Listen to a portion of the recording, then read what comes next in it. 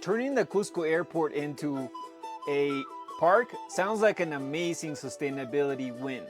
We will have healthier air, we will have more green spaces, and more space in general. But here is the part that most people overlook. What matters far most is how this project interacts with housing, the markets, global mobility, and governance. Because that's where sustainability projects quietly succeed or fail.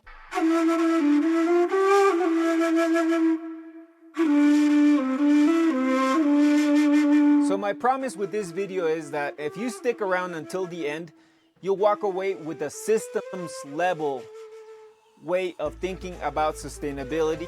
One that helps you understand not just Cusco, but how well-intentioned projects can reshape cities in ways that we don't always anticipate. You see, Cusco is framed as a destination, but it's also a living system.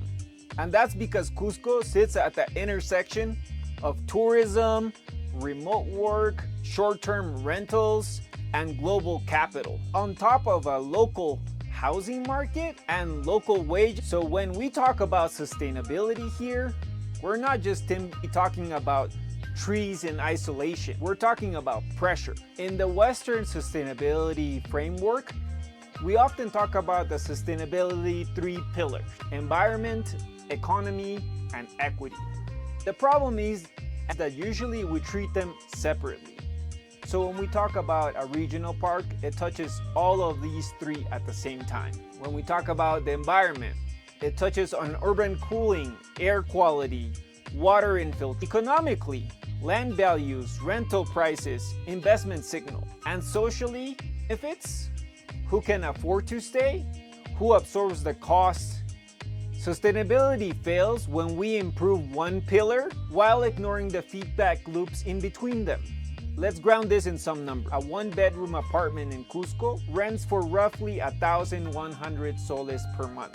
That's approximately $325 to be in the center and about $265 if you are in the outside area. And for many households, that already consumes a large part of their budget monthly. So when a high-quality park is introduced into the area, it doesn't just improve livability, which is good, it also sends a market signal.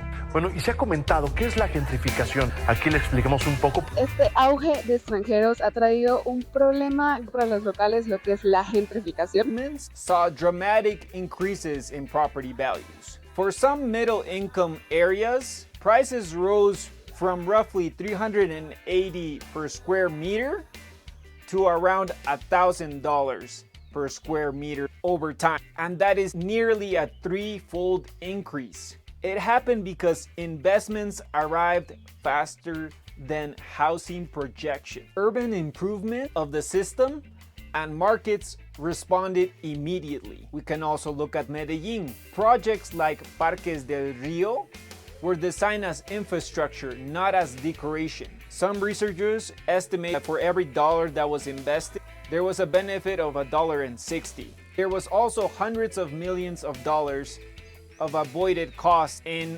flood damage. This is sustainability working at a systems level. So what is the lesson from Medellin and Bogota? It isn't to don't build parks. The lesson is that parks and housing policy must move together. We're going to talk about other keyword, which is green gentrification. And that's because parks do not displace people on their own. Displacement happens when you combine a couple factors, including new amenities, global mobility, income asymmetry, and weak housing. Sustainability projects often fail not because they are poorly designed, but they actually succeed in a system that they cannot control. Step right up, see the sights. We got llamas and city lights. So we love metaphors, so a great metaphor for all this would be tourism and global interest are already playing music, and so a new park doesn't necessarily change the song, it actually turns up the volume. And if the system is not designed to turn up that volume, then something is gonna distort, and usually it's housing. Ven, saluda a la cámara. Tenemos un visitante. We have a little friend that's visiting here.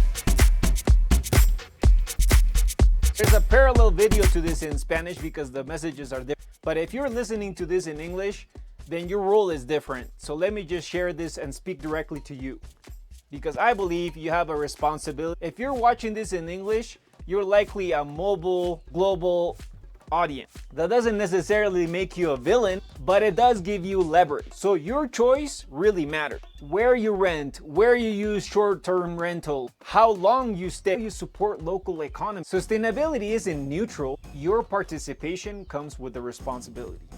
And so you may ask yourself what to look like, right? I think education, if you're coming into this space and you don't know about gentrification, like, you need to become aware of it and how you're gonna play a role in it. The other thing that happens is that you need to then adapt to the society and the system here and be part of it rather than try to change it to some Western concept or something that you are coming with, some concepts that you're coming with from the US, from Europe, because the urban planning practices over there are one thing.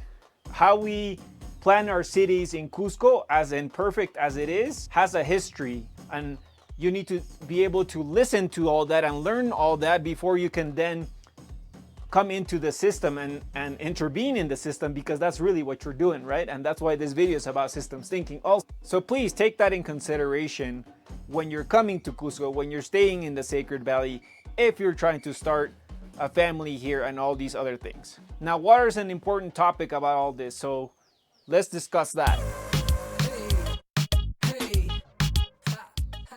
Cusco's river system, including the Guatanay, is already under stress. A regional park could filter runoff, reduce flooding, and improve water quality, but only if hydrology is centered in the design. Grass without water system isn't sustainability, just landscaping. Turning the Cusco airport into a park is not necessarily the achievement. Designing it so that environmental gains don't externalize social costs, that's the real work. Cusco isn't unique, it's actually early. And cities that learn to think in systems early are the ones that avoid repeating the same sustainability mistake. Do let me know what questions you have about the role that you're gonna play in Cusco. And also, please be sure to join the community where I'm fostering 1,000 other environmental influencers so that we have a systems strategy in how to tackle these big phenomenons like climate change, like gentrification. I will see you in the next video.